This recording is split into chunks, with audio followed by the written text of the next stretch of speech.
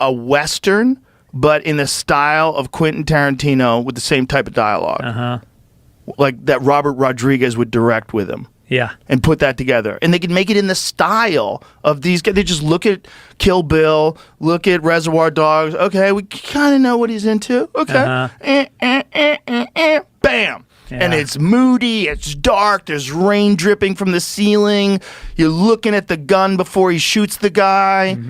The pupils dilate, the pores. Guy's got a pockmarked face from acne scars. I mean, they can do everything, man. It looks like a real movie. And a movie is a little easier to do than video, I would think, because in a movie you make the background blurry. It's a little softer, yeah. That's a weird thing. Like, we like films where that doesn't look real. We like a film where when you're talking, everybody in the background's blurry. I don't want to see everybody in the background crystal clear. Like no, I remember real the life. first time I got a high-def TV, it threw me. I was like, this looks fake. Everything looks fake. Yeah, everything was too much in my face. And I think Tarantino still shoots on film. Yeah. I think his films are all done on film. I think the problem with video is it's too good. Yeah. It's too good. Right. Like soap operas. Like, don't they shoot those on film or on video? They shoot them on video. It's probably cheaper. I'm sure it's video because the editing is so much easier. When you edit film, you have to convert it and then edit it and then you convert it back again. Oof. And so when you like, I've written on TV shows that were film, and first of all, you can't do as many takes in a row because you have to change the reels on the cameras. Yeah. So you get in 2 or 3 takes, then you got to stop down for 5 minutes and reload. I'm pretty sure News Radio was film. Yeah, I'm sure it was. Yeah, 90%.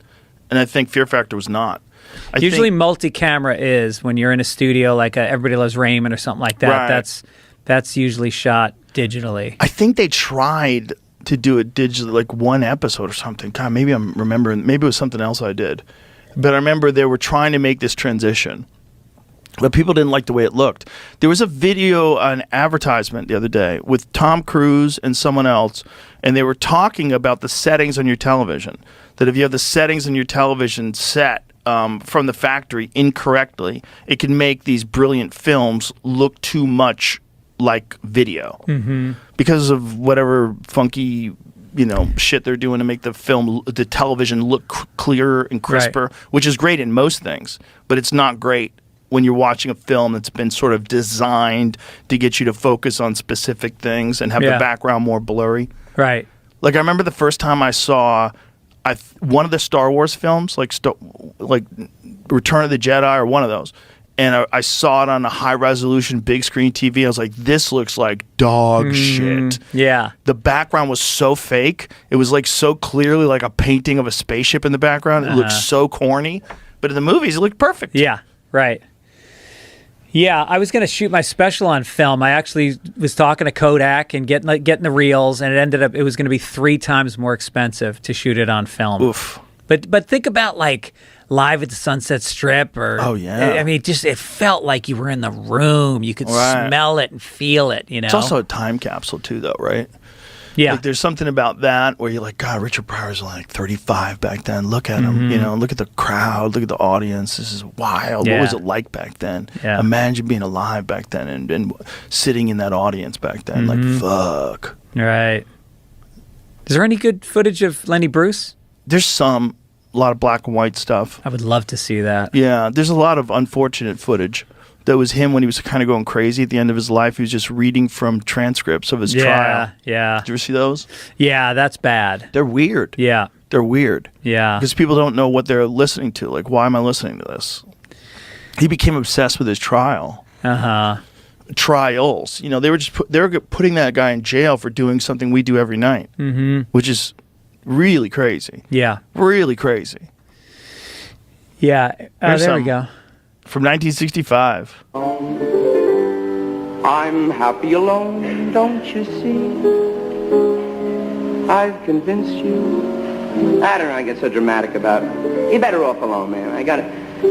That's it, I'm gonna get a whole bunch of new suits. I've had the same dumb suit for 10 years. You walk in her closet, you can't even breathe. That's it, I'll get a whole bunch of suits. I'll get a chick that Likes to hang out, man. I'll have the vodka parties. That's modern. Vodka parties, swing it up, ball it up. I got a chick who likes to drink. Boy, my wife sure used to look good standing up against this thing. She's the lowest, though. I really put her down. No, I really miss her. I don't want some sharp chick that can quote Kerouac and walk with poise. I just want to hear my old lady say, get up and fix the sink. It's still making noise. All alone, all alone. Like a near-sighted dog wears the bone. This isn't probably the best example. That I don't know why you picked that, but the oldest version of him. I like that fucking suit. Yeah. It is a sharp suit.